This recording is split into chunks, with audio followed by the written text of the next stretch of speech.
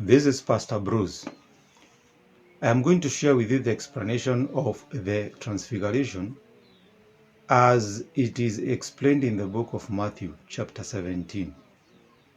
And I will first start by reading it out.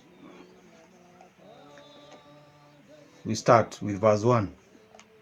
And after 6 days, Jesus takes Peter, James, and John, his brother, and brings them up into an high mountain apart.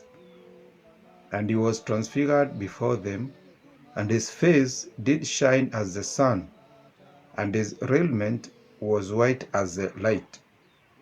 And behold, there appeared unto them Moses and Elias talking with him. Then, verse 4, Then answered Peter and said unto Jesus, Lord, it is good for us to be here.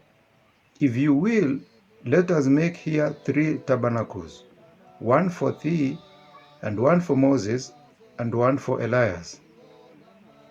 5. While he yet spake, behold, a bright cloud overshadowed them, and behold, a voice out of the cloud, which said, This is my beloved Son, in whom I am well pleased. Hear ye him. Verse 6.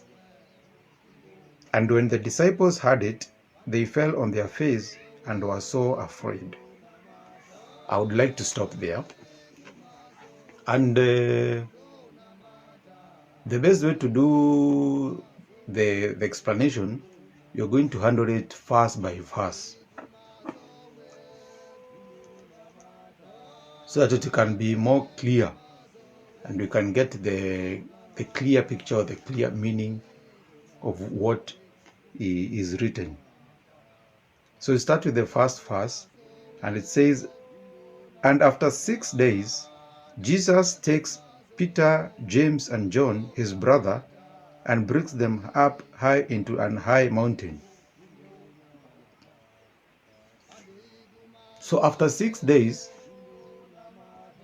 on the 7th day, after 6 days, on the 7th day, so this particular day that this event is happening, it is on the 7th day.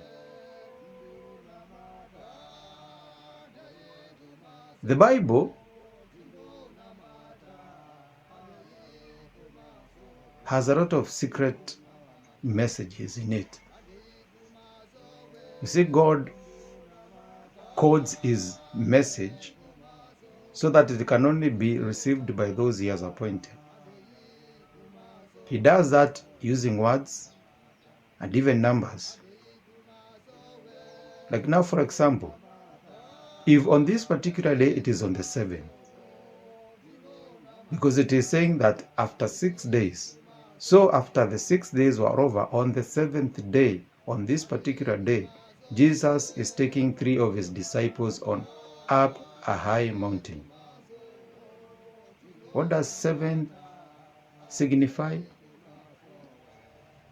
It signifies, first of all, completion. It signifies the day that God rested after creating everything. It signifies the supper.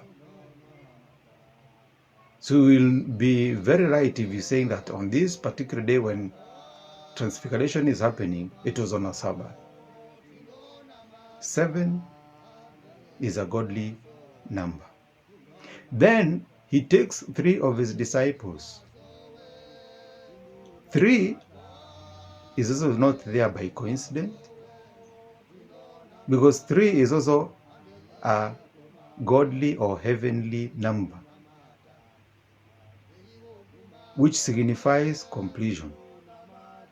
So when Jesus is taking the 3 of his disciples, 3 represents the totality of the nation of Israel.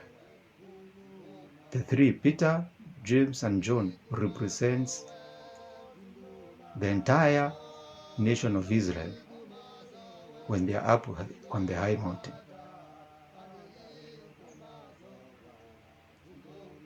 Then they are taken on a high mountain. A high mountain signifies the Lord's house, which is the temple. If you read out from the book of Isaiah chapter 2, verse 2, you'll see that Isaiah says that the mountain of the Lord's house will be the highest among the mountains.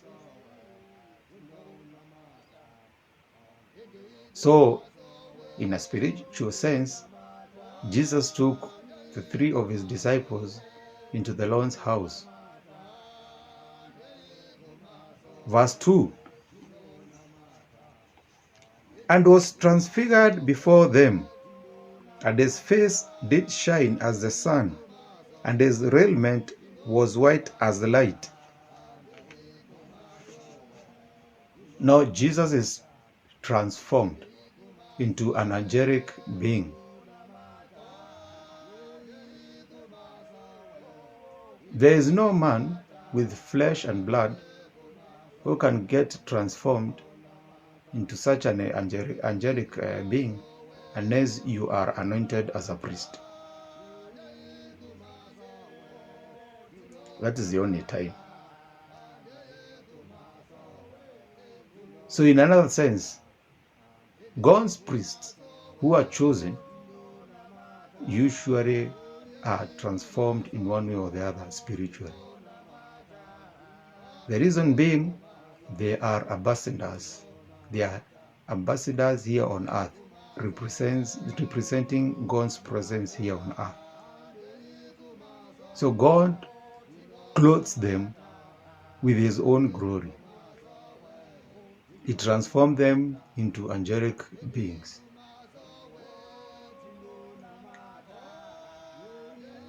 This is the part 1 of the meaning and explanation of the Transfiguration. We have a new YouTube channel for Apostles from Africa Outreach, where we post videos with more and deeper explain the meanings of the various Bible verses. Remember, faith comes through learning. Thank you and be blessed.